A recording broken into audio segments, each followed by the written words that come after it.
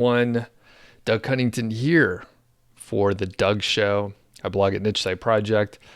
If you are on the chat, say hello. Let me know where you're from. I see we have Monty on asking a question already, so I'll keep an eye on it on the chat to answer questions. We have several things we're going to talk about today. If it's your first time to a live stream, welcome. It's great to have you on board here. And typically, I have an agenda, right? So I have an agenda. I have about 5 or so things I want to talk about. We're going to hit those. And basically, if you have questions, you can ask in the chat. There are very helpful people in the chat there, so they will potentially answer your question, point you in the right direction. I'll keep an eye. If the questions are indeed relevant to the topics of the day, then I can answer them. If they're completely irrelevant, I may just skip over them and come back to them later. Or if they are 100% like unrelated, then we'll just skip them. So anyway, the things we're going to talk about today, we got the age site case study. I'll give you a sort of a brief November update. I'll show you earnings reports.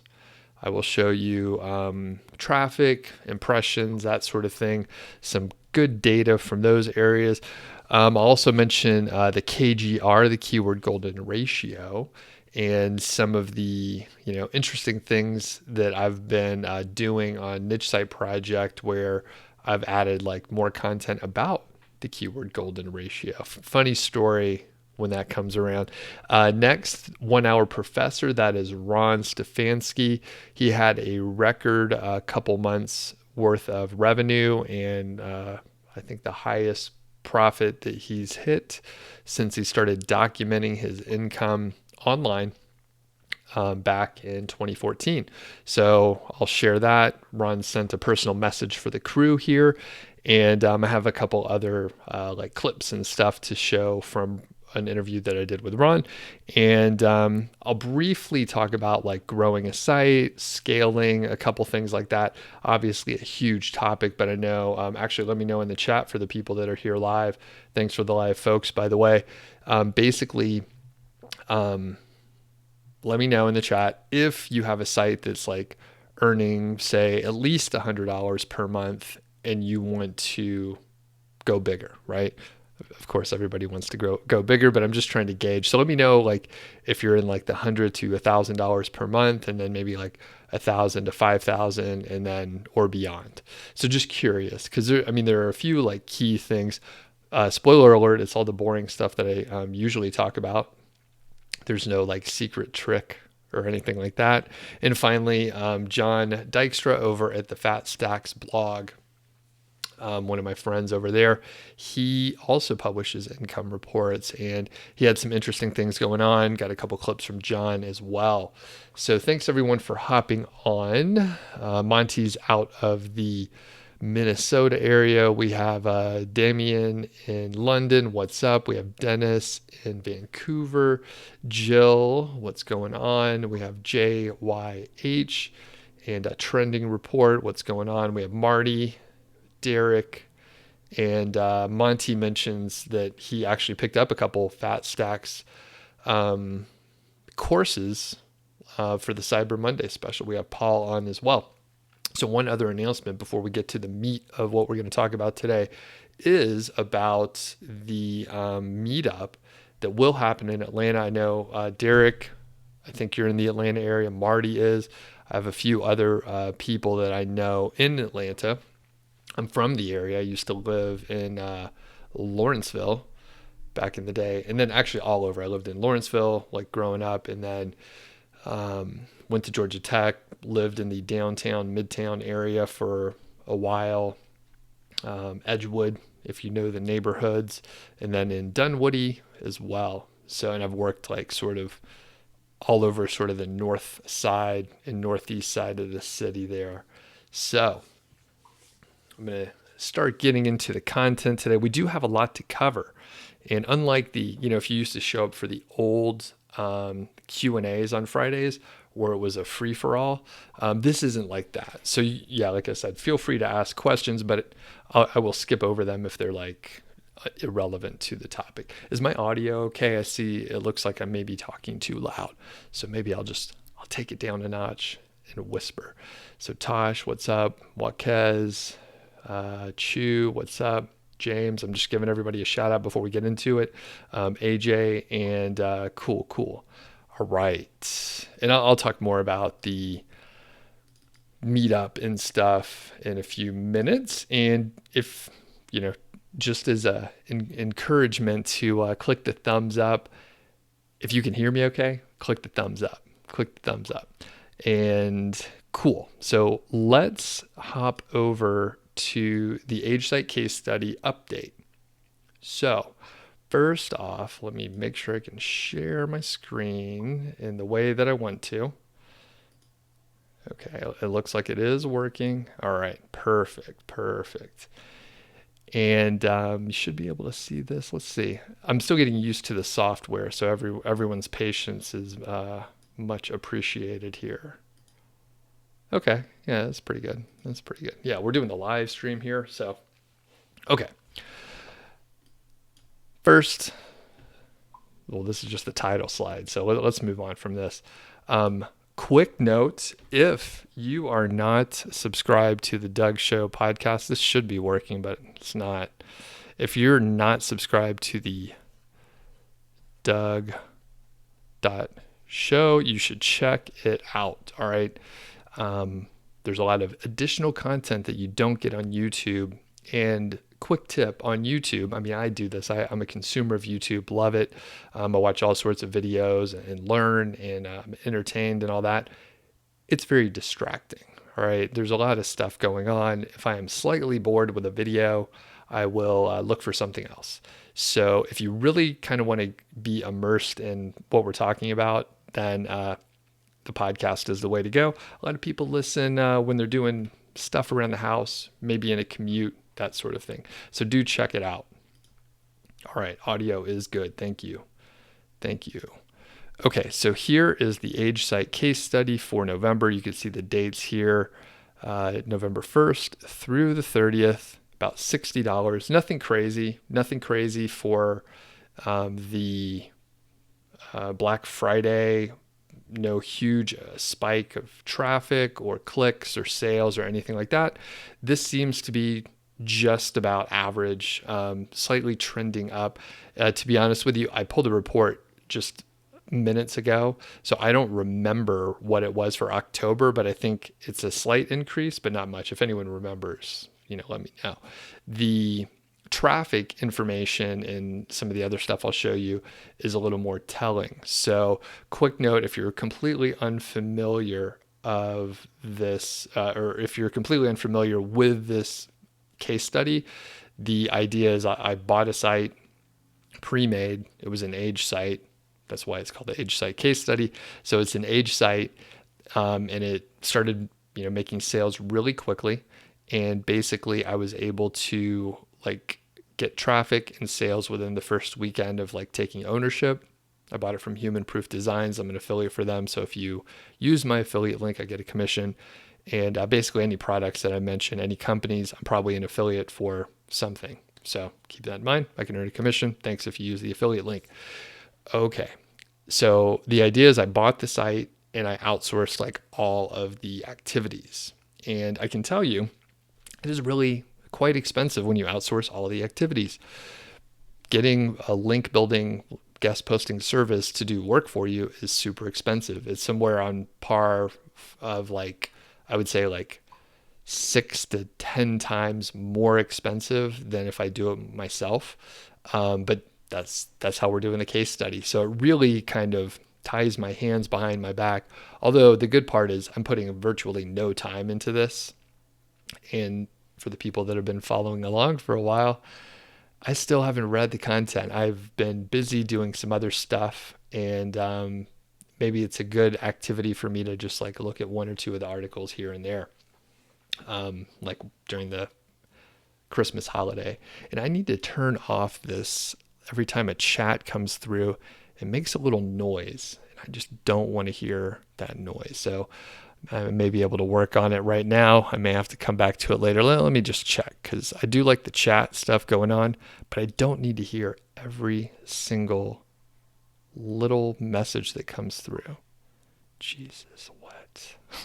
What are we doing here? What are we doing? Come on. I don't know. All right, we'll just turn the volume down. The old-fashioned way to take care of it. I'll just turn the volume down. Okay, so anyway, that's the premise of the whole case study. It's going pretty well, and as I mentioned, traffic is slowly increasing, and you can see here, this is November. All right, so we got November going on here, and things look good. There was an update. There was a Google update on November 8th, and the site increased. You can see just a little tick up right about there. And in general, my sites have increased in traffic. After November 8th, there's one site that dropped by about 10%. I've heard reports of,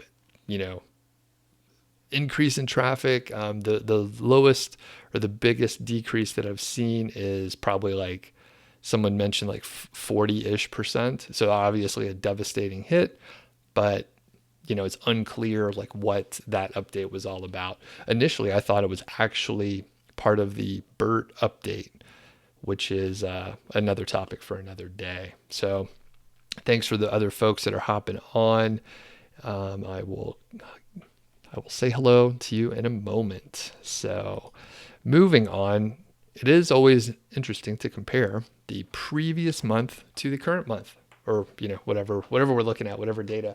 So you can see here we're comparing November to October, and it's about a 24% increase. As I mentioned, November 8th seemed to be a positive thing. Additionally, there was a little more traffic, I believe, just from people browsing on Black Friday, Cyber Monday, and all that business. So traffic is up over the previous month by a pretty substantial amount.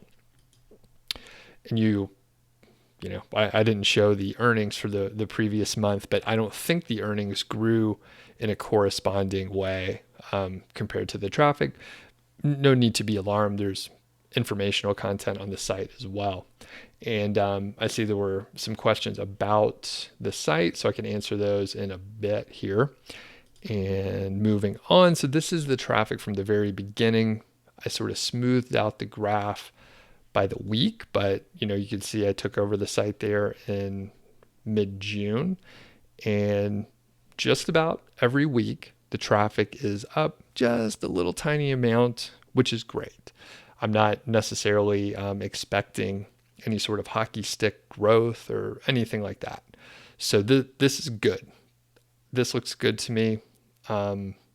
I wouldn't be surprised if it just continues to stick like that for a while, and then maybe there's going to be some period of time where it does jump a little bit.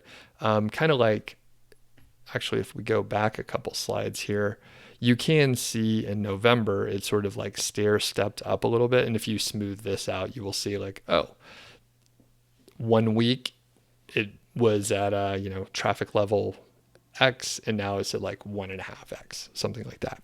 So every now and then you do see a little bit of a jump, and then it stays up at that point. So, but when you're looking at this, it's just constant growth, nothing huge, nothing amazing, just steady growth. And what else do we have here? Okay, so this is over from the Search Console, and it's interesting data to look at as well. So here we're reviewing the total impressions right here, and you can see quite a bit of growth. Now, impressions are just when the site shows up on a SERP, right? The search engine result page. And from there, you can see it's growing pretty good. And then a little bit of a jump here, like in the last few days, which is cool, but it's roughly 2X. All right, so roughly double. The more important part is the clicks.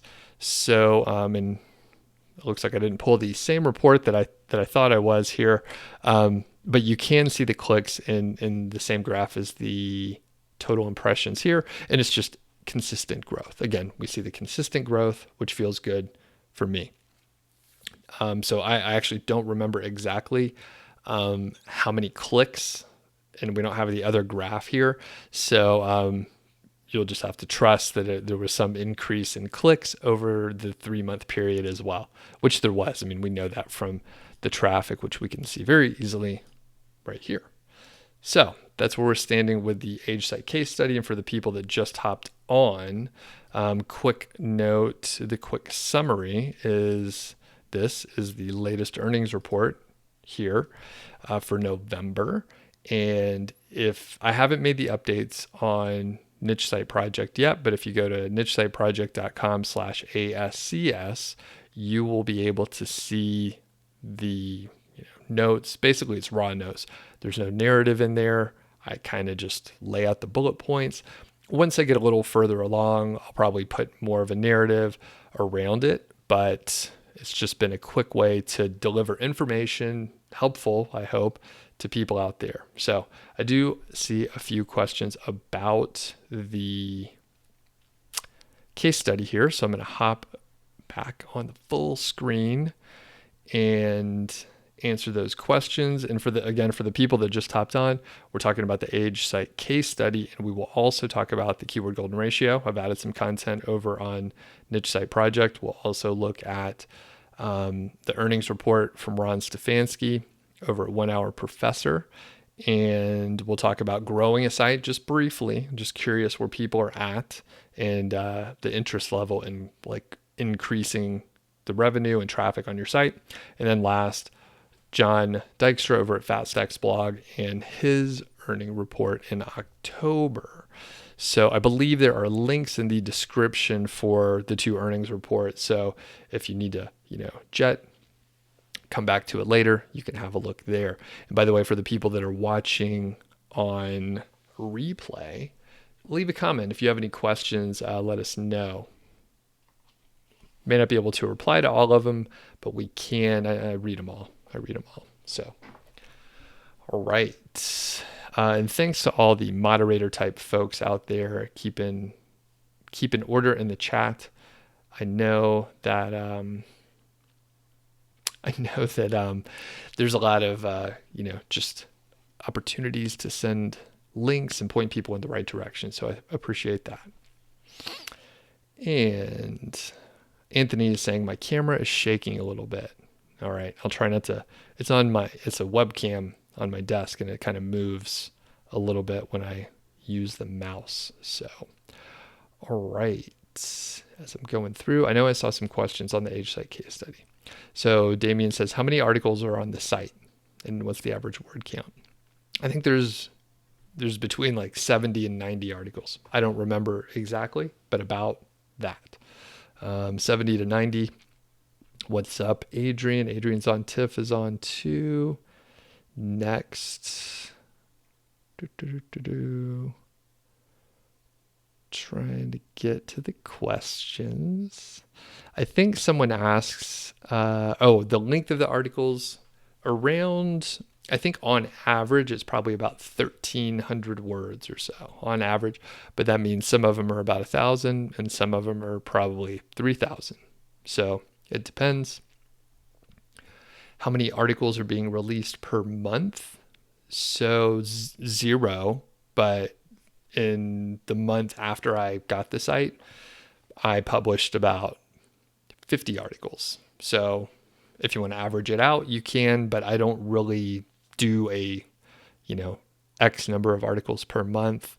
I don't do an X number of links per month or anything like that. I just kind of gradually add more. As far as the link building budget, I don't have a specific budget for link building, but in the first 6 months, my budget, it was sort of loose, but my budget was around $12,000 to $15,000. And there are a few videos where I outline in a detailed way where the money was being spent, where I spent it. And then basically, because I published a lot of content, I was just going to use the rest of the budget for link building activities. And as I mentioned before, it's very expensive to use a guest posting service and it's slower, by the way. So I've been doing some other work with link building, doing some tests, and I was able to get 10x the number of links for like 1/10 of the price. It's kind of insane. And as I was going through it, I'm like, man, I should have not said. I mean, you know what? I could change the case study and say, you know what? Fuck it. It's too expensive to buy links. So you just got to do it by hand. But here's the news flash out there: is either going to be really expensive, or you have to know the system to execute on. Otherwise, it's going to take you a really long time and or be expensive if you try and do it yourself, and frustrating. I've done this for a long time, so I have my head around it. All right. Any other questions on the Age Site case study?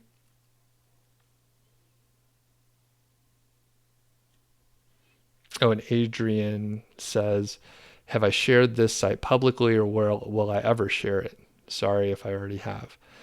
Adrian, no, I haven't shared it. I probably will never share it publicly because of the negative SEO. I know other people share their stuff, but basically I have been screwed so many times by other people, and it doesn't prevent people from messing with the site, but it does make it more difficult, and I'm not planning on it unless there's some like huge compelling reason. But you know what? I just can't imagine I can't imagine a reason to do it. So, all right, moving on. Thanks everyone for hopping on. I'm just trying to see if there's any questions that are actually relevant to what we're talking about today. All right. So I know Marty asked a question like really early about some SiteGround hosting. So we'll answer that one because you came on early, Monty, sorry. When using SiteGround hosting, do you link with Cloudflare for speed and free SSL? Me, personally, I don't use Cloudflare, no. And I don't use Cloudflare for free SSL. I think I pay for SSL, and then I use a different CDN. I use a different CDN just because of the time when I signed up. I think I tried Cloudflare and I was having some issues with it, so I used another company. All right. Cool. So let's move on to the other thing that I was going to talk about. So the keyword golden ratio, I see some people were asking questions about that. So I sent out an email on Monday. And if you're not on my email list, you should probably sign up. nichesiteproject.com. Click the green button, enter your name and email. I'll send you all the templates. You'll get emails from me pointing you in the right direction for interesting articles that are helpful. And also you'll get emails like I sent out this Friday and this Monday about just current things that are going on, and you should sign up. I think it's a good list to be on. So the KGR is a concept that I created, and when I first I wasn't going to like release the like formula, and I was just going to have it in my course. And in fact, I didn't publish anything about the keyword golden ratio until like 6 months after I released my course, 5-Figure Niche Site, which was about a year after I first tested the KGR concept. So I was just keeping it inside my course for about 6 months. And then I was like, you know what? I'm just going to put it out there. I keep hearing people are like, if you give away your best idea for free, then you can get a lot more trust. Of course, no one pays attention at first. In fact, a lot of people were just like, that's not going to work, blah, blah, blah. And then people started trying it. And then over the course of like 3 years, people generally trust that it works. There's just too much evidence showing that it works. So anyway, I released it and I published a blog post on Niche Site Project, pretty short. I think I just had like maybe 400 words, and like the video where I talked about the keyword golden ratio it was from inside the course. Then over time, I created more content about the keyword golden ratio, added a few more videos, but still there were only about 500 words on that page. So fast forward, I had 100 plus comments on that page. And earlier this year, I wrote a guest post for KWFinder, Mangools tools over there. So if you Google keyword golden ratio, you will notice that I probably am not ranking number one anymore because my guest post that I wrote outranks my own original content on the idea. It turns out I wrote a really good guest post and it was way better than my original content. So even though I have way more links than that page, then basically, I was like, I'm losing traffic now from my guest post. Now, luckily, everything points back to me, except for the bastards out there that have just like taken the keyword golden ratio and then they talk about it and they never link back to my original content, which is just kind of a dick move. But who cares about those people? But I am improving the KGR content. I published new content there, and then I also have a full FAQ section. So if you have a look, which I think I put a link in the description, but if not, you could find it if you're interested. Anyway, you can see all the content that is added. And I mean, honestly, I went back to the guest post that I wrote and I was reviewing the sections and realizing, hey, well, this is a lot more thought out. I spent a lot more time on it. And that's why it's ranking number one. So anyway, I'm trying to reclaim my throne at the number one spot for the keyword golden ratio. So hopefully it'll come around. My page does have a lot more links than the guest post that I wrote. But anyway, Mike's computer tips is on. What's going on? You're new. And Derek says the KGR for a new site got you up to $500 a month, and you're going to try to increase it this month, and you want to talk off the air later. Cool. That's awesome, Derek. Really awesome. Let us know if how old's the site, if you could tell us like how many posts that you've published and that sort of thing. Very, very cool. Okay. So that is the little story on the KGR. And if you are interested in like asking more questions, maybe having your question answered on my FAQ for the keyword golden ratio, you could ask in the comments.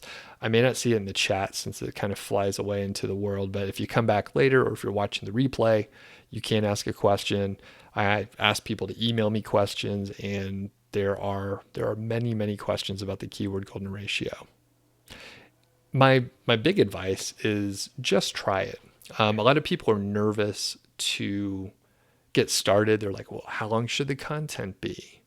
How many times should I use the keyword? And there's a lot of details that, I do answer those questions on the FAQ, so you could go have a look, peruse those questions. But the big thing is like just taking some action. Once you get started, you can adjust along the way and you'll be all right. When you're just waiting, you're trying to, publish the perfect piece of content, it's never going to be perfect, by the way. And then you're just going to drive yourself crazy because you're going too deep in like little areas that don't matter. Most of this stuff like hardly matters. So, all right, I'm going to skip ahead to the Ron. I'm not skipping ahead. We're moving on to some of the stuff from Ron. So Ron Stefanski over at the 1 Hour Professor, very good friend of mine. We mastermind together. So we've been chatting for probably I guess at this point, 18 months, but I've known this guy, I guess since 2014 or so. And I saw he was blogging and published income reports. And here's the cool thing. His first income report that he published, which is still out there, he lost about $1,400, something like that. And he has been publishing an income report every single month since the end of 2014. And it started at negative 1,400 and it's slowly grown. I don't think there's any point in time where it jumped at a huge amount, but it's slowly growing almost every single month. And in October, he hit like record profits and record revenue as well. So let me play a clip here from Ron. Like I said, we're pretty good friends. So I was like, hey buddy, can you just send me a video, a little intro for talking about your stuff? Doug, what is up, my brother? I just want to give you a quick update on my income report this month. Before I do, Talita, say hello to everyone. Hey guys, that's my beautiful wife. We've got a little petunia here, and we've also got our Christmas decorations up. But anyway, the income report this month was really good. Great month overall. It was my second best month of all time. Just over 18,500, I think, is what the profit was. But there was a little bit of turbulence. I know that there was the BERT update and some other things that had happened in November, and my main website got hit. So you can learn more about it within the income report post itself. But as usual, everyone, hello. Hope you're doing well. And if you have any questions or comments, go ahead and leave them in the comments here for Doug with his YouTube channel, and maybe I'll be able to get featured back in. Thanks. All right. So thanks, Ron, for sending that in. And if you do have any questions for Ron, you can leave them in the comments. Again, I know we have a chat going on and the live people are on. I appreciate you being on live and everything. But it'll be great to have Ron back on the show, just talk about things. But here are his income reports. And like I said, there's a link in the description so you could check these out in the future. Just remember that they're here. And as I mentioned in the beginning, he lost close to 1,500. So it was close. And now he's doing really well. So as I mentioned, he in October hit record revenue. So 28K he pulled in. The expenses are relatively, lean from a, business standpoint. For an online business, he's spending a decent amount, and you could see like his expenses went up a pretty significant amount from like September and August. Actually, like leading up, right? His expenses are lower, but he's like investing in some things. Now, the cool part, if you go check out, we'll just go to October since that's the record month. All right. And you can see that there's a ad here. First of all, it's a little free ad action going on, but he goes pretty in depth. I mean, this is a very long post. He gives a little personal update and that sort of thing. He does give all the expenses. That's another important part. So he talks about all the expenses and exactly what they are. And when you calculate out, as he did here, the profit, is $20,374, which is $657 per day. So pretty impressive. He's doing a great job. And the cool thing, I talk about affiliate marketing and Amazon sites mostly, but Ron is kind of a specialist over in the display ads area, which John Dykstra is as well. So I'm not going to read this whole thing out or scroll all the way down, but just want to show a couple of the graphs here. So this is the 36-month sort of trending line here. And you could see that, it's pretty impressive growth when you look at this stretch of time here, just constantly going up. The graph scale is sort of narrow, so it makes it look like it's going up like pretty high. Ron knows how to design a graph, so it looks great. But basically, he's doing well. So I encourage you to check out his stuff. And like I said, he's doing display ads, not Amazon sites. And people talk about Amazon sites all the time. I do. It's kind of in our little world here. But the thing is, not only can you do something different and be really successful, you can also like sort of stack some of these ideas together. So you can put ads on your Amazon affiliate site, or if you have an ad-based site and you generally have been publishing content that is informational based, not really product focused, you can probably find some products that have affiliate offers and you can potentially make money from affiliate offers. So, and I see Matt Kroll is on. What's going on? That's cool. Good to see you, buddy. And let's see here. And I think Matt's also in the Atlanta area. I'm doing a meetup in a couple weeks, so maybe you can join in. I think we'll have a couple folks around. We may have a good crew. All right.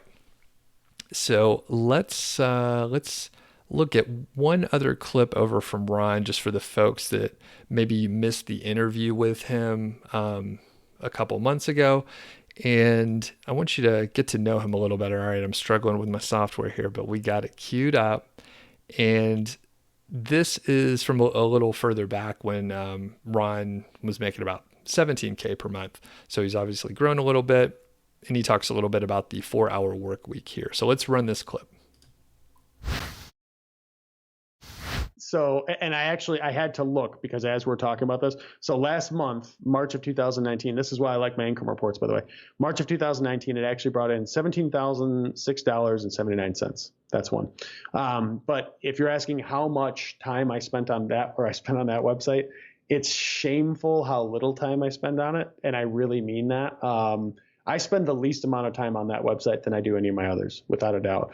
One caveat to that, I've recently been going back, we've talked about this, I've recently been going back and revising some articles on that website because I felt like some of the articles were low, or they were old, they were losing ranking a little bit, so I've revised them to bring them back up, and that works so well, by the way. If you're an individual facing that, like some of these articles were 2 years old, never touched them. So I've been doing that, but yeah, that's most of it. But like the amount of time that I spend, honestly, like the 4-hour work week is a real thing with that website, like maybe even less than 4 hours a week. And I'm not kidding when I say that. Like, it's actually shocking how little, but like, it's taken me a long time to get there, and I built out a lot of stuff along the way. And I always try to build stuff to where I build it once, it's there, and it's good. I love evergreen content. I don't like having to update all the time. So that's how I run my business, and that's worked. So. Okay. And I knew you were going to answer that, even though we've never talked about it before, but that is kind of how it goes. So yeah. You and I are both busybodies as well, right? So we have good work ethic, and we couldn't, like, even if we were only spending 3 or 4 hours on like our main site, we would still like make up other projects, which we do in other sites, and end up wasting 80% of our time on some other bullshit, most likely. When we could be, doing something fun, Yeah. But at the end of the day, and this is the truth, like, because I remember people were asking how I stay. I want to go back to the questions, because I remember some of the questions that were listed were, how did I stay motivated when I was with an employer and I seriously was working 80, 90 hours a week between all the different things? Because you got to remember, I had a full-time job. I was teaching at 2 different colleges, and I was getting my doctorate at one point while I was doing this. Don't ever make excuses. Like, that is brutal. That is brutal for anyone. Like, I seriously got 6 hours of sleep a night. But how did I stay motivated? It was really simple. At that point, when I was at a full-time job, I would have to commute an hour to work every day, commute back an hour, and I would have to deal with a boss telling me what I had to do. It just irked me, because I was like, I was really into marketing, and I knew what I wanted to do, and I really wanted to help people and make a difference. I wasn't doing that at my job. So it was like, that frustration, like when I'd have a bad day at work, it was the best day for my website, because I'd go home and I would work so hard for like 6 hours. I didn't have a family or anything either. Like, now I'm married, but I don't have kids yet. So that's a benefit. But like, I always stuck by the thing of, you have to do at least 1 hour a day of work, always, Monday through Sunday, at least 1 hour a day. And usually you find out that on the weekends you spend more time. But like, if you don't have that drive and that passion, like, it's going to be hard to succeed. So when I started, it was that. And then how do I still stay motivated now? It's easy. I don't, like, obviously, like, the money's great, and it's like awesome. Like, it's crazy. Even I never, ever would have thought that I got to where I am right now. But like, I don't know. I like building businesses. Like, I'm confident that if I won the lottery tomorrow and won $100 million, yes, I'd travel and give away money, blah, blah, blah. But when I got done with all that and I came back to reality, I'm confident I would build a website that wasn't focused on monetizing anything and just give people information to help them.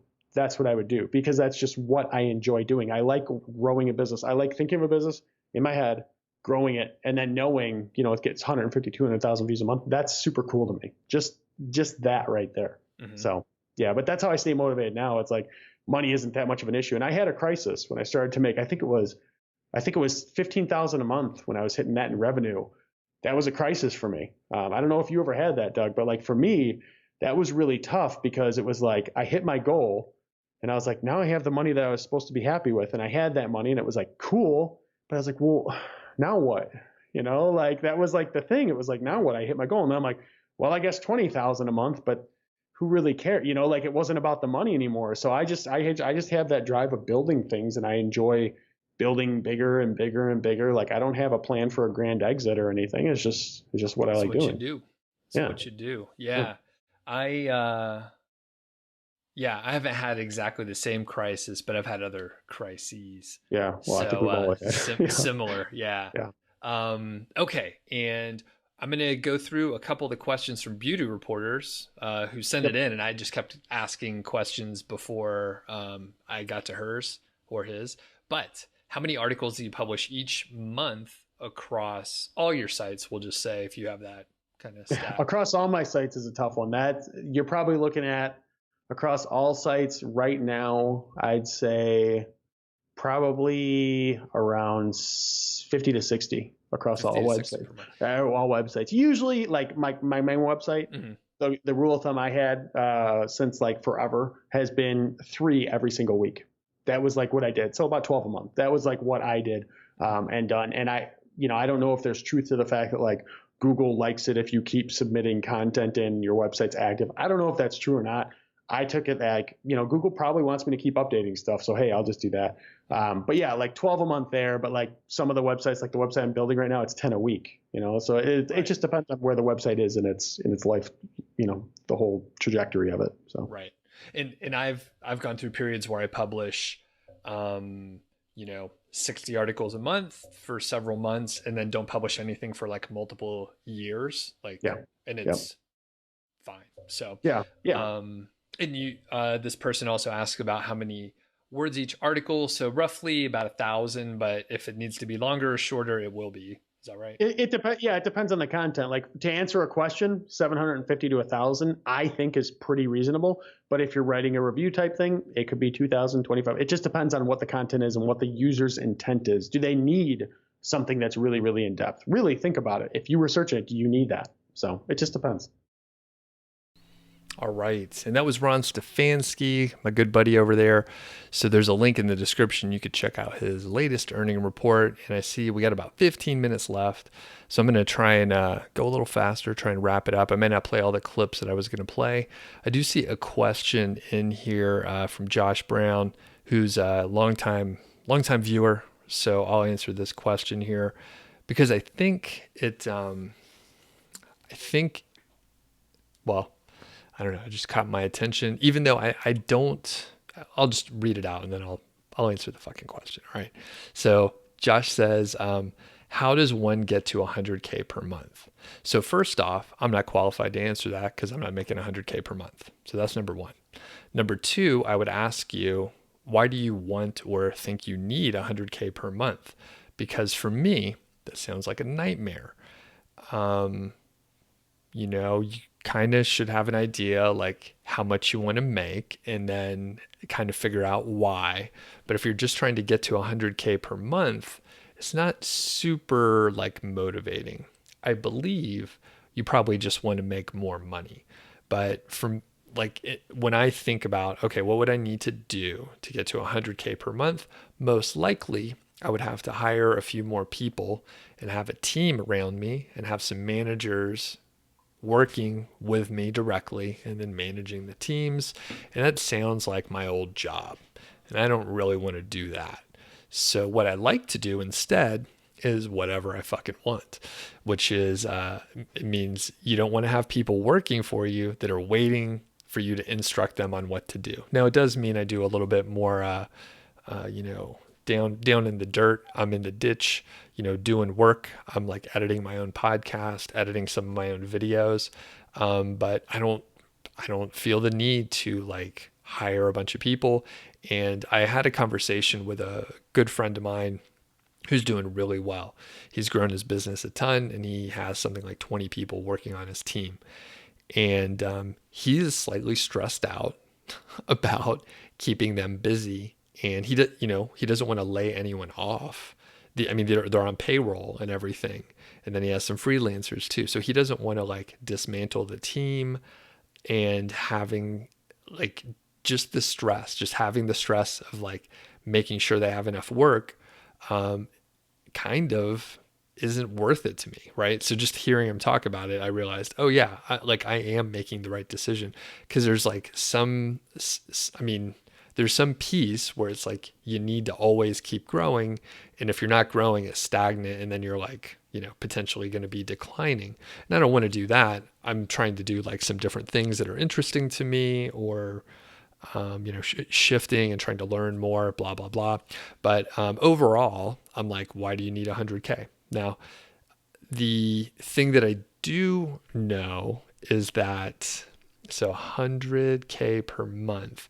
So let's say, maybe this is a good question. I can go to like Ron and I can go to John, who are, publishing their income reports, and like, all right, what are you going to do, Ron, to 5x your income, and how long do you think it'll take? And I have a feeling Ron probably doesn't want to have a ton of people working for him either. I mean, he's a great outsourcer. He has a few people that he does work with, but he doesn't want to have a whole org chart underneath of him. That just does not sound very fun. So anyway, to make the leap to 100K, most likely you would need to either like hire someone who can run a multi-million dollar, who has gone through that growth period, or either get coached or have a mentor to take you through like some of the challenges, because there's going to be things that you're not even thinking about at that point. So there's probably a lot to it. And like I said, I'm unqualified to answer that question, but I have a feeling like that would probably be really important, to have someone coach you and kind of like show you the ropes. You could figure it out on your own, of course. It would be a little bit more sloppy, but all right. And Danish was asking a few questions about the Easy Azon plugin, which is a plugin that allows you to connect to the Amazon API and get some pricing information. There's some feature boxes and that sort of thing. So Danish says, you're planning on monetizing the site with Amazon because you have 8 to 10,000 page views per month, and you need to pull the images from Amazon through the API. Okay, so this is another situation where I'm like, why do you need to pull the images from Amazon through the API? You can use the site Stripe, which I'm an affiliate for another plugin called Amalinks Pro. So Danish, if you want to like check out Amalinks Pro, I have an affiliate link in the description. That is sort of like the newer plugin, the newest one. As I mentioned, I know Easy Azon is due for an update, and I have been talking with the owner for the last few months. So I suspect it'll be coming out soon. I don't know when, there's no timeline on it, but the deal is, Danish, if you're not in the program already, you probably don't have access to the Amazon API yet, which you need access to the API if you are using such a plugin. So my advice to you is just use the site Stripe, put in the smaller images using the site Stripe HTML code, just copy and paste it in, do that. And then when the time's right, you can explore the options that you have for plugins and all that stuff. I personally don't believe that you have to have like big images on your site. Most people are on their phone. I mean, like half the people are on their phone anyway, and they just want to like kind of see the image. They don't necessarily like need the big full image there. And you're not even monetizing with Amazon yet, so I don't think you need to make it more complicated. You can always make it more complicated in the future. That's just one of those things. So I also talked about John Dykstra, and some other people mentioned that your sites in November maybe lost a little bit of traffic. And John experienced that too. He actually went down by about like 15% on one of his sites.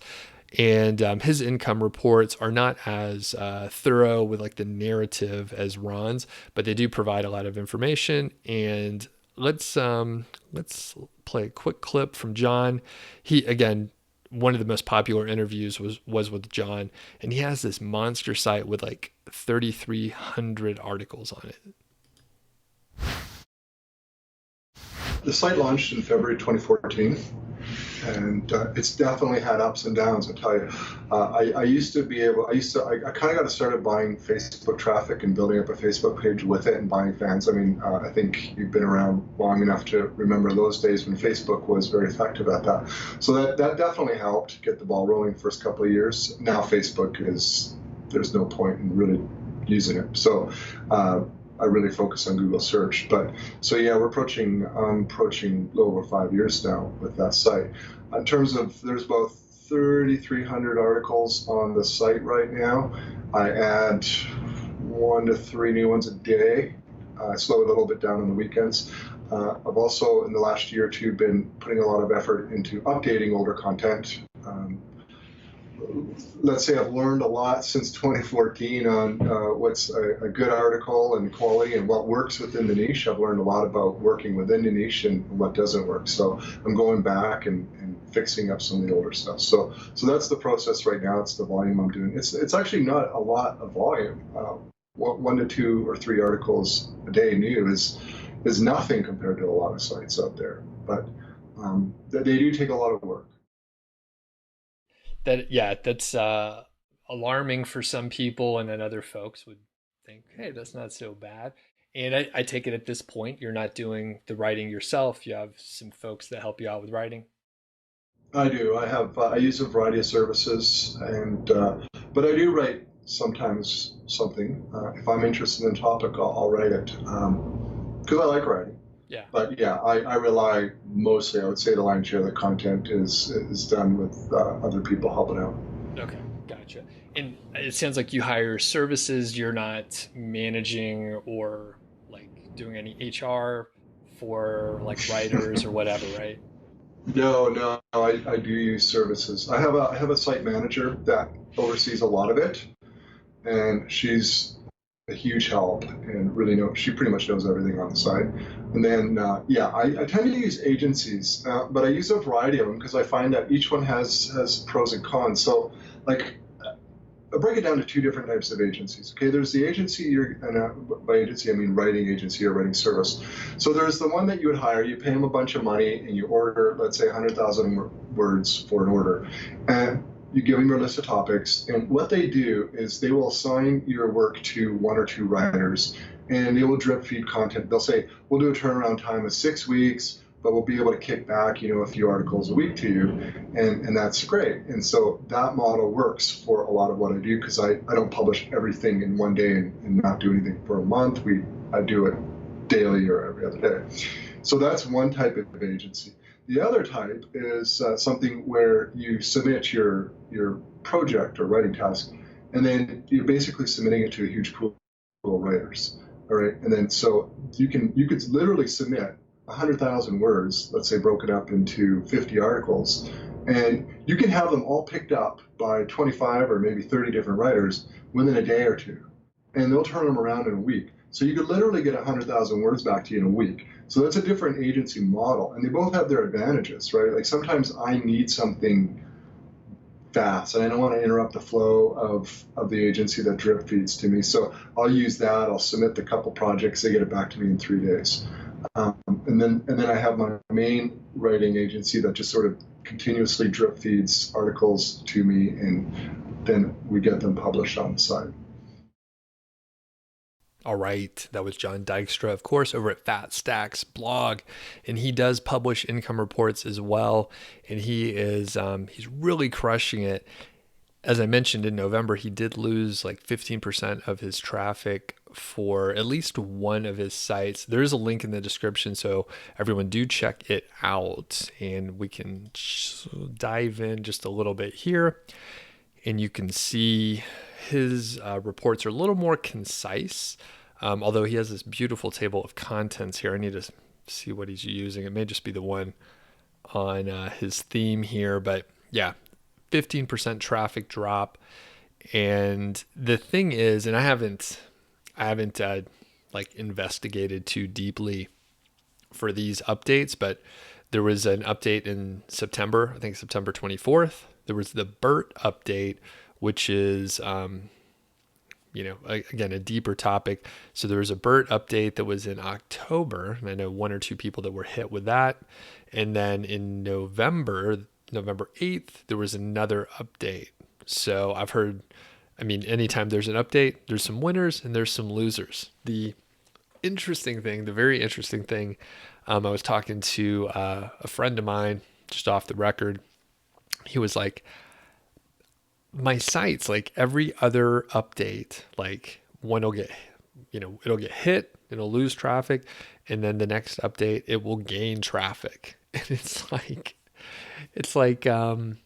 he didn't know what was going on. There was like no changes on the site. They didn't change anything with the link building strategy or the content strategy or anything like that. And he was like, I wonder if Google is just like shuffling around like the top 15 positions. Almost all the content in the top 15 is probably going to be pretty good. And they're just shuffling it around so people don't know what to make of it. And I have seen this quite a bit. And I believe there was an update in June as well. So it was like traffic would climb, and one of my particular sites was like every update, it was like getting a little more traffic, and I was like, this is great. Then in November, it dropped by about 10%. So luckily, one thing a lot of people don't talk about is if you have a lot of ultra long tail keywords like KGR type articles, when an update comes around, it's kind of a buffer. Now, when an update comes around, it's kind of a buffer when there's an increase in traffic as well. But, sometimes you could have just a shining star, like really, really take off. But anyway, one of John's big sites lost some traffic. And let's just scroll down to some of the meat here. As I mentioned, John's updates are a little more concise. So he has 7 sites in his portfolio that he talks about.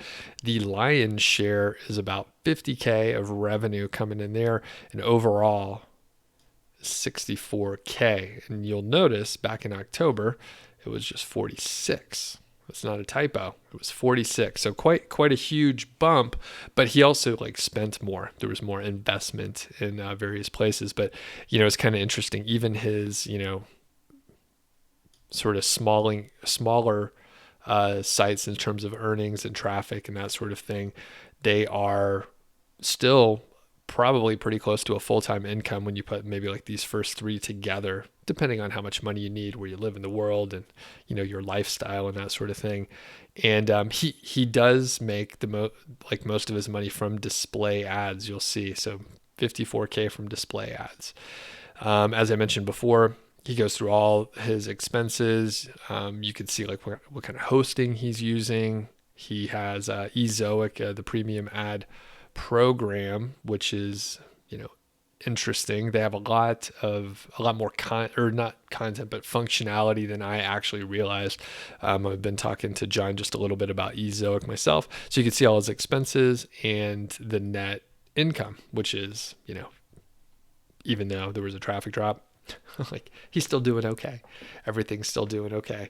And I think he gives a little bit more information, but we'll leave it at that. I'm not just going to scroll around here for you. So I think that concludes it for today. So I'll probably close out with another clip or two from the guys, Ron Stefanski and John Dykstra, and I'll just check to see if there happen to be any really good questions in the chat in the last little bit here. So I'm going to play a clip from John again. Actually, let me see. What's the other one from Ron? Here? So let's look at this one. So insurmountable failures. So like Ron has published these income reports since the beginning, and he's had some huge ups and downs. And like I said, he's covered it all. And those income reports are like the thing that makes him evaluate everything monthly. It's a great exercise. I never got into it myself, but like seeing how it's like it forces Ron to like go through the bookkeeping, look where the money's going out, look where the money's coming in, and just figure out like what he's going to do, knowing that he's going to have to write another one of these income reports in a few weeks. So let's hear this clip from Ron Stefanski. So my thing was, I still don't know how to code. And I mean, you give me some HTML, I can kind of look at it, kind of understand what's going on if I'm looking at the page next to it. But I never understood how to code. I still don't. I always focused. One thing it was big with me is I always focused on websites, and I did that for one simple reason: the low startup cost. There was such a low startup cost, which is a huge benefit. If anyone's out there and they're like, "Oh, I don't want to invest money," or they're cheap, like I was, admittedly, I had some money to invest, but I was just too scared to do it. When I was there, it was like I didn't want to invest it, so I just would work on it myself, and I'd put all the hours in. But you can see those results, and websites have such a low startup cost. That was a huge deal to me, because it's like, who has 10, 20, 30, 50,000, 100,000 to franchise stuff? Some people do. I didn't. So that was my biggest thing. But my early ventures, man, because it's all website based, right? But I created so many different crappy websites. like this was not success. Like, there's so many different things. I remember there was one for Dragon Naturally Speaking software. I made a website all around that, because the commission, I think, was like, if you get a commission from an affiliate thing, it was like, I think it was like $60 or $80. It was pretty high.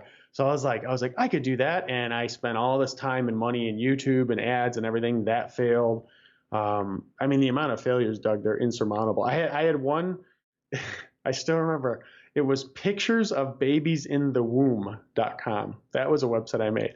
Pictures of babies in the womb was a high search volume, low competition. I was like, I could do this. Dumbest thing I ever did in my life. Like, I did it for I think it was like a week, and I was like, this is stupid. So yeah, there's no shortage of failures. We could spend the whole hour talking about failures if you wanted, but yeah, there's been a lot of those.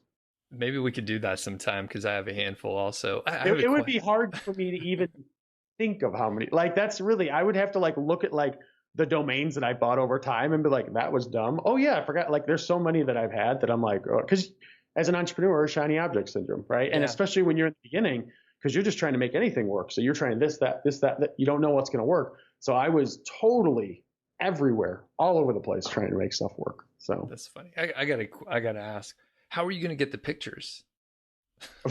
Well, so there's your problem. So actually, it was because I had read somebody saying, basically, and this is totally not okay to do, but I was pretty young and new to it. They're like, if you just get the pictures and put them up on your website, you can put ads and make money. I was just taking I was taking the pictures illegally, essentially, just going to Google, a baby in the womb at 2 months. I'm going to get that. And then I started researching. I was like, well, this isn't okay. This is actually, I can get a lot of trouble with copyrights for this. So at the time, I didn't know. That's really what it came down to. I was just naive, thought it was a good idea. I worked on it for a week and a half, and I was like, no, I just basically, once I found out the copyright stuff, I was like, this is not worth the risk of making $20 a month, maybe. So.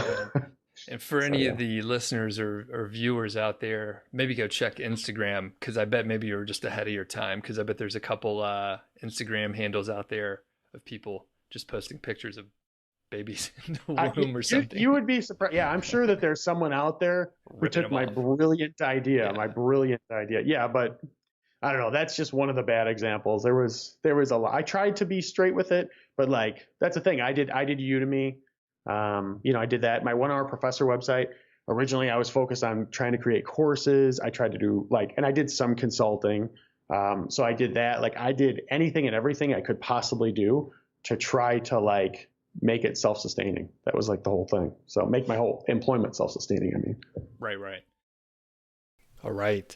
So again, that was Ron Stefanski, and we'll probably have him on for another interview and just talk shop and all that stuff. So if you have questions, leave them in the comments. We'll probably use that for seeds of discussion and all that stuff. So before I end it today, because there was, I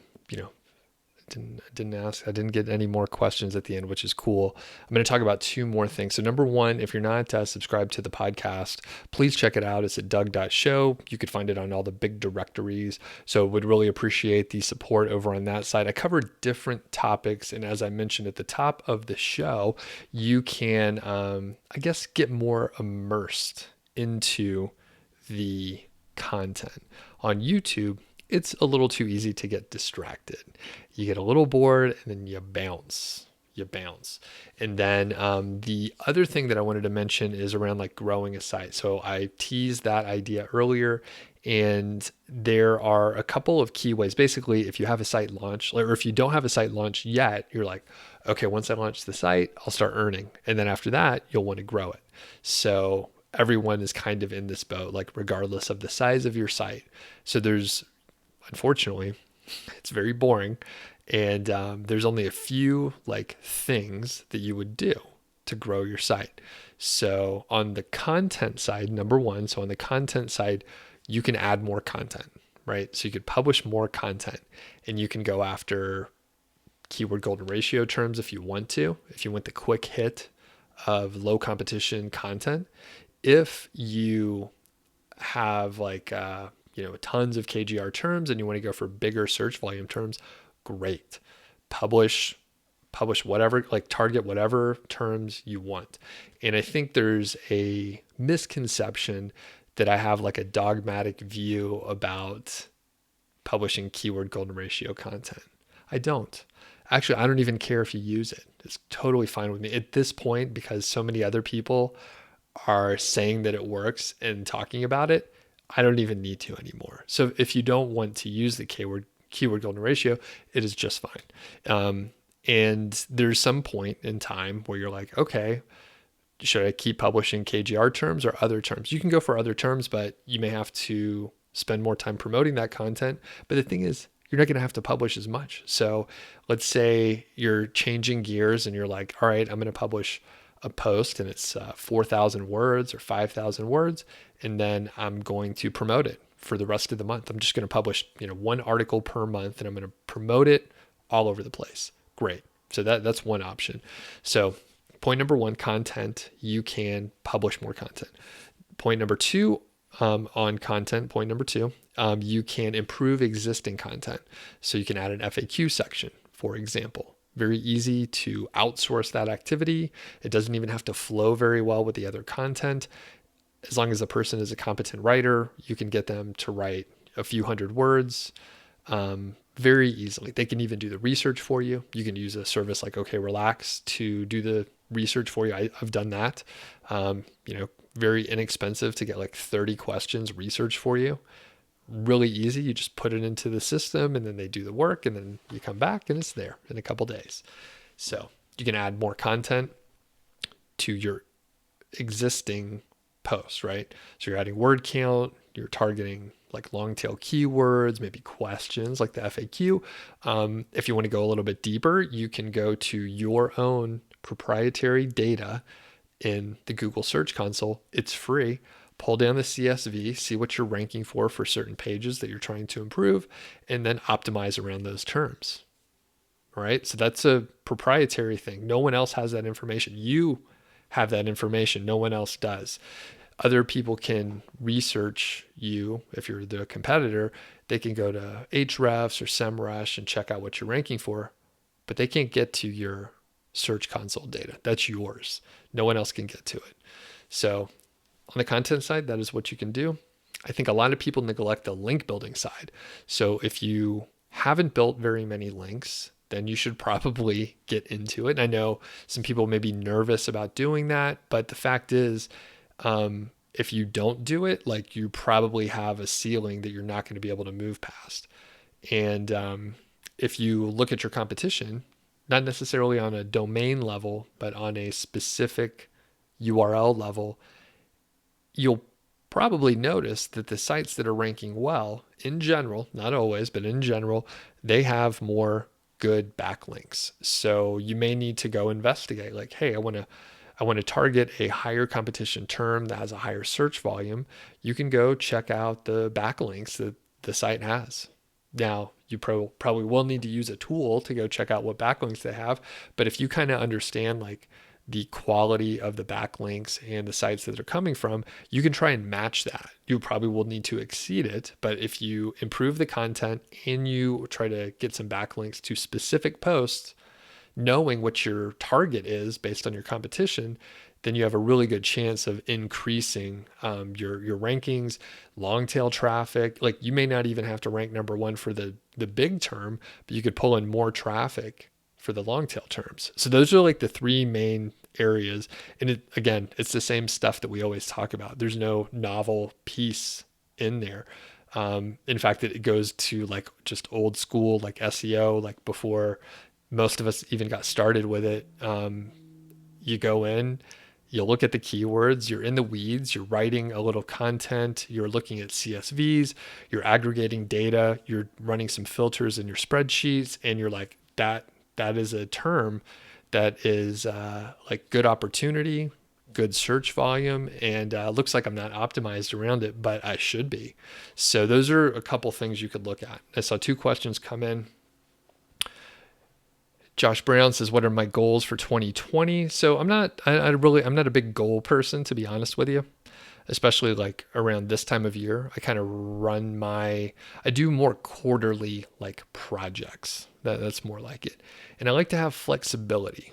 And I'm more of a systems, not goals kind of guy, especially at this point. So the problem with goals, and I lifted a lot of this from Scott Adams, a couple like really good books where he emphasizes it, and maybe those are a couple video ideas for me. But with the systems, you're like doing a thing, and you're gradually getting better.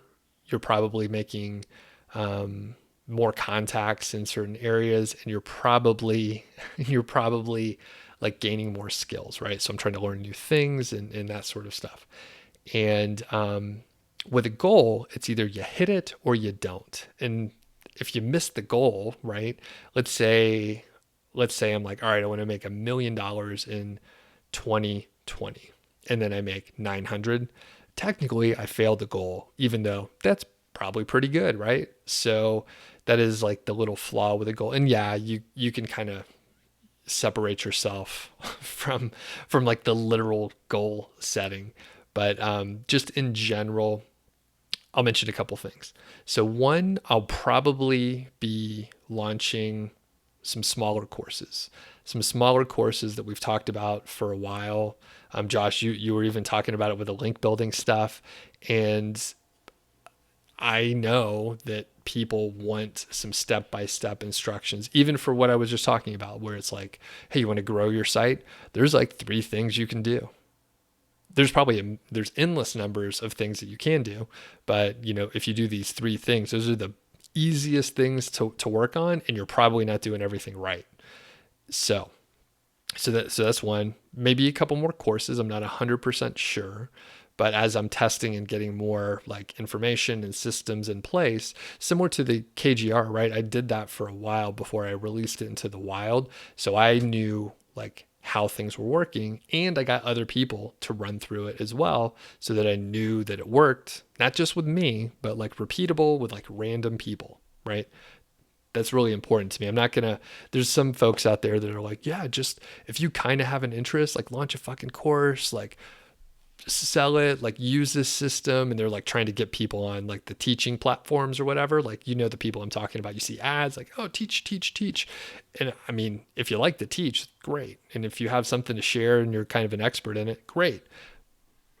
But I don't like the people that are like flying by the seat of their pants, just kind of BSing. So that, and then I'm probably going to try to do some speaking at some smaller conferences.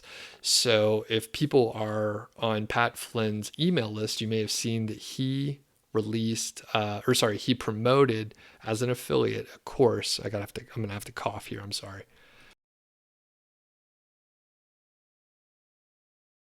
He promoted a course on giving talks at conferences and like storytelling and sort of presenting that information. So I have not done any speaking. I haven't been asked to do any speaking, although I haven't put myself out there. And I've talked to a couple folks like Kyle Roof. I know he makes the rounds.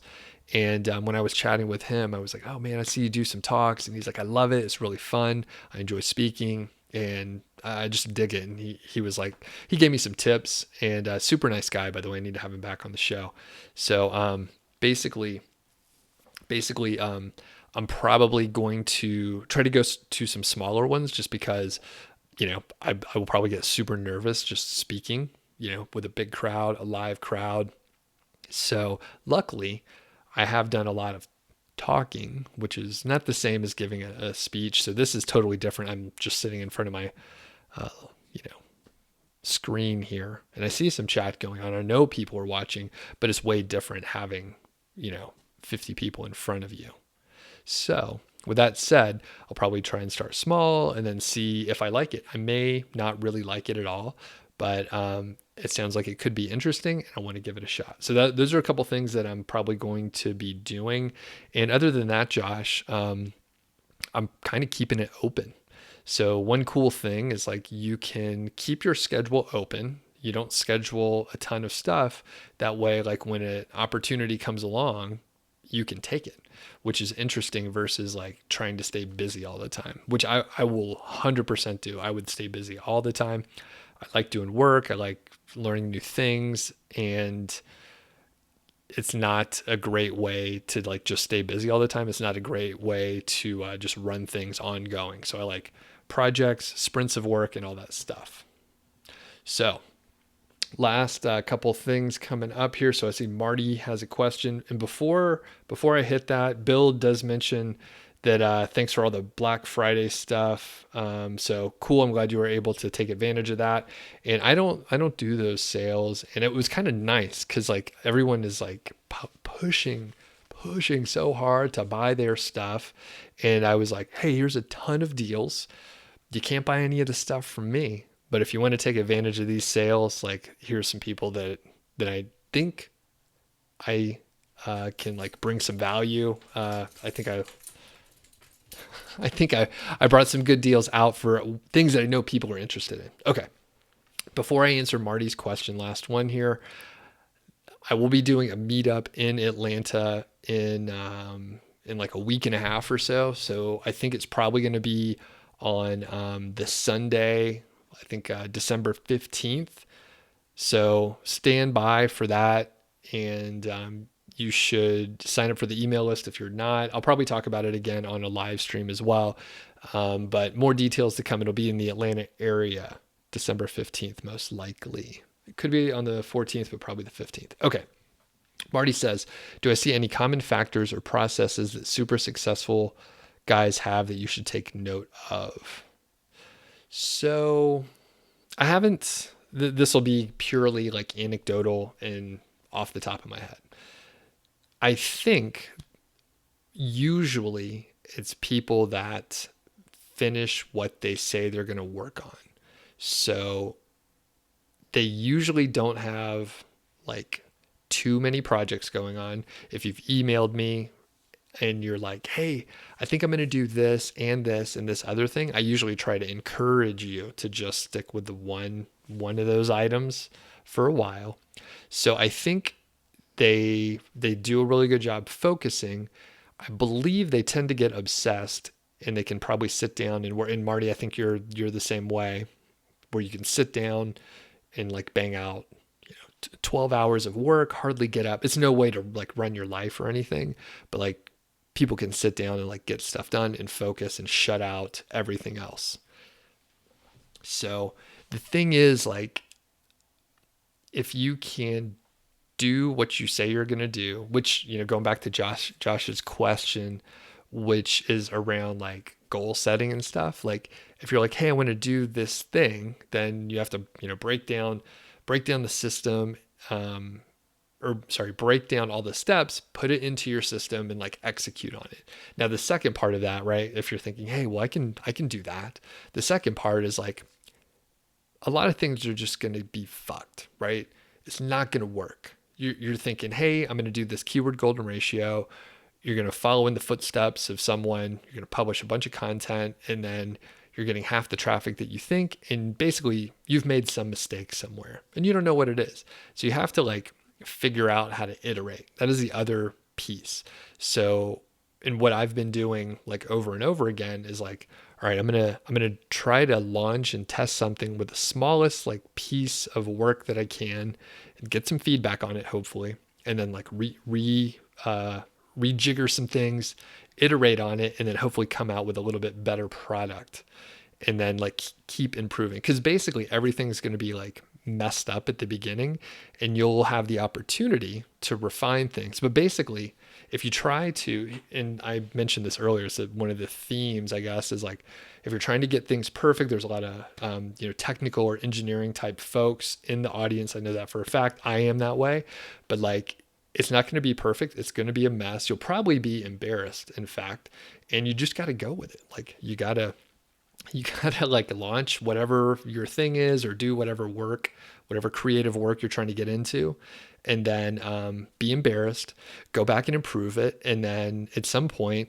it'll be better. But you could find this across the board. Like usually everyone starts out with whatever it is they're working on is a total like mess, a complete wreck. If you have not listened to the Tim Ferriss podcast that was just published this week with Adam Grant, check it out. He's like a fantastic public speaker. At this point, he's like a multi New York Times bestseller for his books, and I think he's the host for the TED podcast, which I can't remember the name of the show, but he talked about his first lectures as a grad student when he was he was responsible for teaching a few classes for a whole semester, and he was just so nervous, and he didn't know how to like manage the time, so he would start a lecture and only cover like 10% of what he intended on covering, and he was so nervous and just did a bad job. But he like constantly tried to improve, starting like weeks in. Like he knew there was an issue, and he actually sent out or put out a survey for his students to find out like their feedback. And basically it was very bad. And then he's just worked on improving it. And as I mentioned, he's hosting like a huge podcast for TED, right? The TED Talks, like that podcast. And he's written many books. He spoke, all over the place. So anyway, it's going to be a wreck, and you have to iterate. Marty, hopefully that was helpful. All right. So last couple comments here. So Bill says that, you're in the Atlanta area, so you're going to come to the meetup. That'll be awesome. Amin says you can't come, but maybe we can record it as a vlog. That sounds like a great idea. All right. And John says you're in the sandbox. You're posting 3 articles a week. You're trying to do the KGR, and you could use a sandbox motivational pep talk. All right, cool. How many months in are you, John? Man, my voice is just scratchy. It's like I drank whiskey all night or something like that, which I did not do. I did not do that.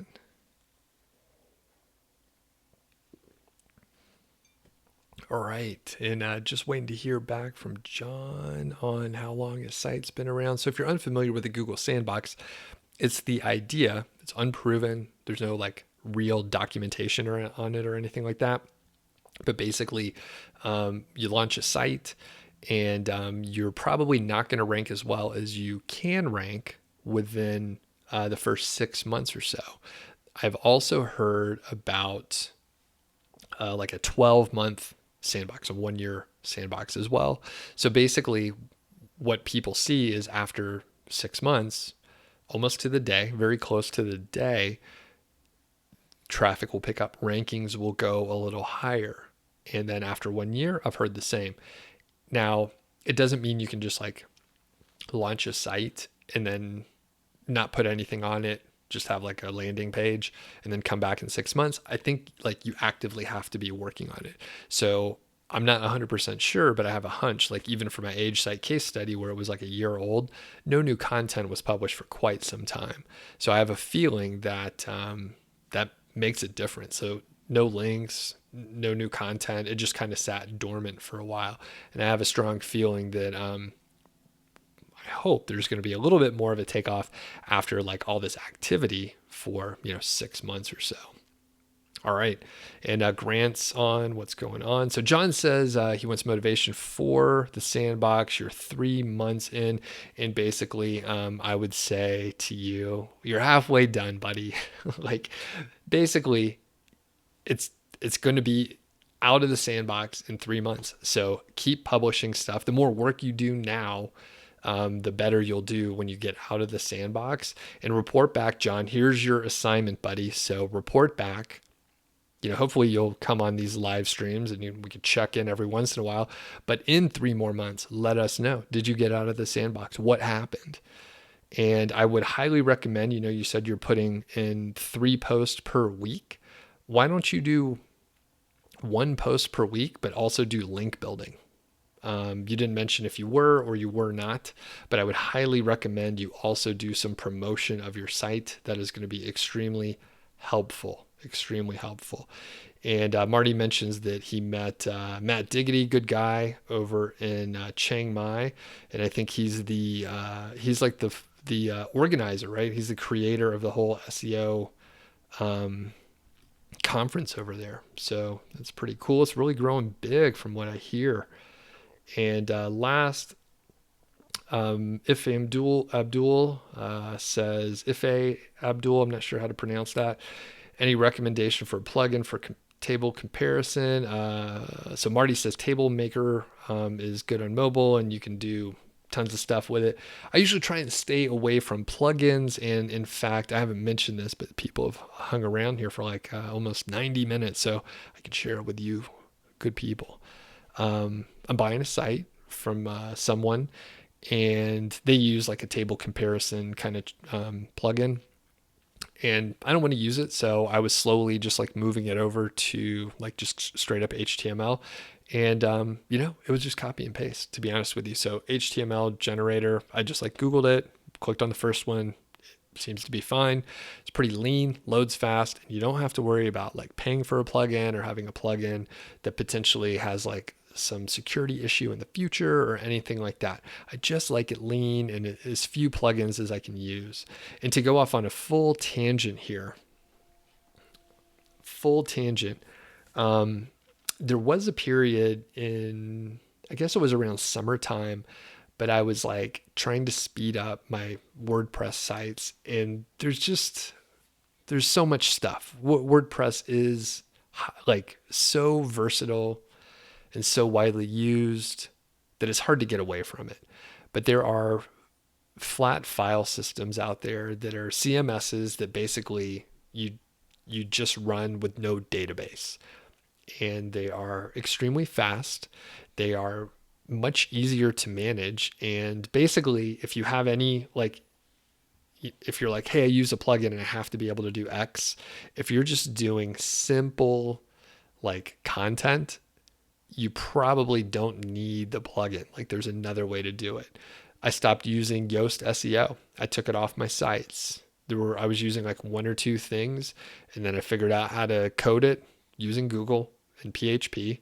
And I put in, whatever code I needed to do whatever little thing I was trying to do, like no index my category archive pages, for example.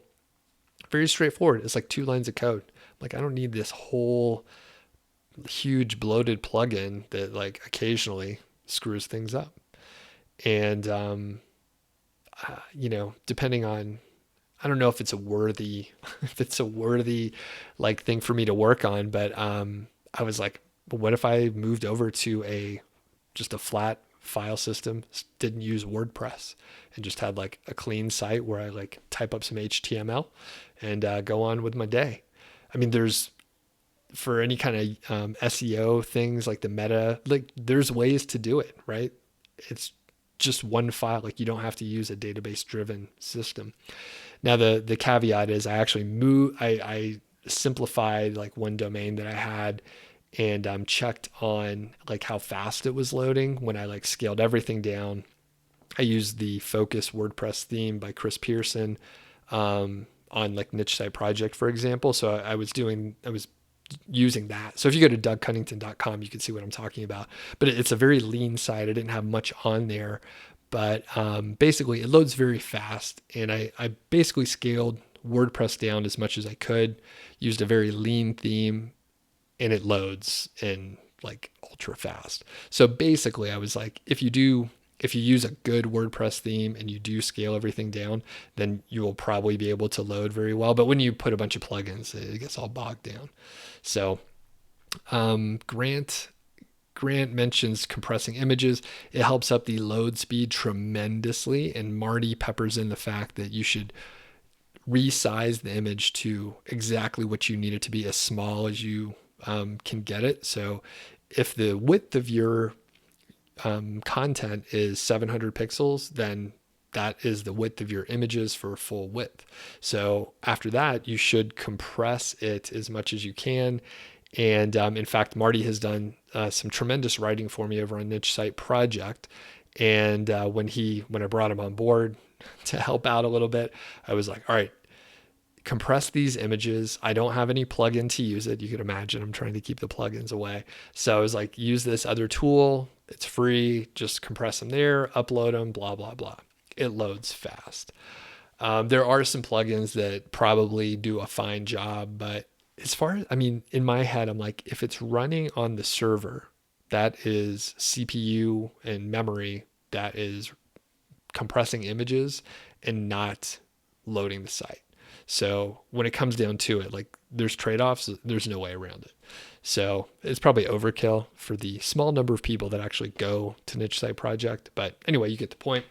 Thanks everyone. John, report back. You're on the hook, John Fisher. It's documented. There's like 20 some odd people.